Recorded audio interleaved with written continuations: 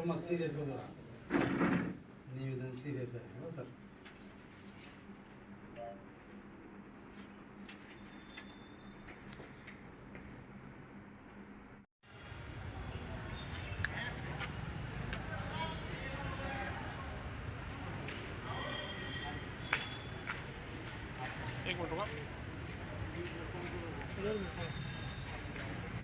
आज आम्ही या महाराष्ट्राचे मुख्यमंत्री यांना जिल्हाधिकारी कार्यालयामार्फत एक निवेदन दिलं आहे पूर्ण शहरातील मुस्लिम समाजातर्फे की गेल्या काही दिवसापासून महाराष्ट्रामध्ये एक मानसिक संतुलन बिघडलेला माथेफिरू आमदार नितेश राणे हा मुस्लिम समाजाला टार्गेट करण्याच्या हेतूने गेल्या अनेक दिवसापासून वादग्रस्त विधाने करत आलेला आहे. आणि त्यांनी 1 सप्टेंबर अहमदनगरमध्ये एका धार्मिक कार्यक्रमात त्यांनी कहरच केलेले आहे की मुस्लिम समाजाबद्दल त्यांनी वक्तव्य करताना असं विधान केलेलं आहे की या समाजाला मस्जिदीमध्ये घुसून आम्ही मारू, असं चिवठाणीखोर त्याने वक्तव्य केलेलं आहे. हे मानसिक संतुलन बिघडलेला जो नितेश राणे आहे, माथेफिरू आहे, गाव गुंड आहे, तिची काय अवकात नाही, लायकी नाही, पण लायकीपेक्षा जास्त भाषा करत आहे. तर ह्या भाषेला अटका आणावा आणि विविध जिल्ह्यामध्ये त्याच्यावर गुन्हे दाखल झालेले आहेत. अद्याप त्याला अटक झालेली नाही.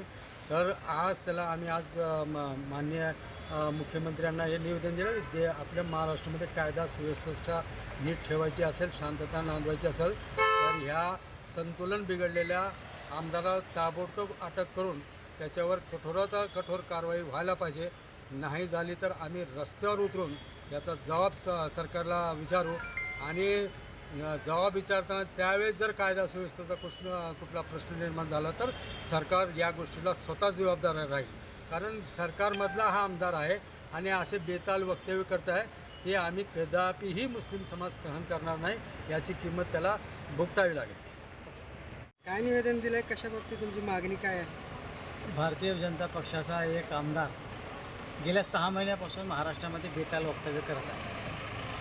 त्याच्या उंचीपेक्षा त्याची वक्तव्य आहेत महाराष्ट्रामध्ये अशांतता राहावी, हिंदू मुस्लिमामध्ये दंगल व्हावी आणि या ठिकाणी जाती तेढ निर्माण व्हावी अशा प्रकारचे त्याची वक्तव्य वारंवार करत आहे. परंतु शासन त्याला गांभीर्याने घेत नाही.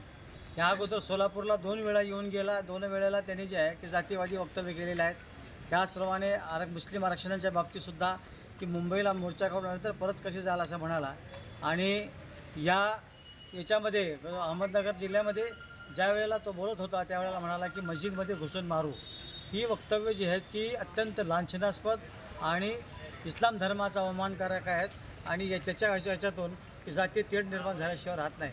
म्हणून याच्या वक्तव्याने मुस्लिम समाजामध्ये भीतीचं आणि घबराटीचं वातावरण आहे की यदा कदाचित उद्या काय होते. या देशाची एकता, या देशाची अखंडता आणि बंधुभाव आणि संविधानाने दिलेले जे प्रियंबल आहे या सगळ्याला त्यांनी ते पायदळी तुडवण्याचं काम चालू आहे. म्हणून याच्या विरोधामध्ये शासनाने तात्काळ दखल घेऊन अटक करावी व त्याला योग्य शासन करावं.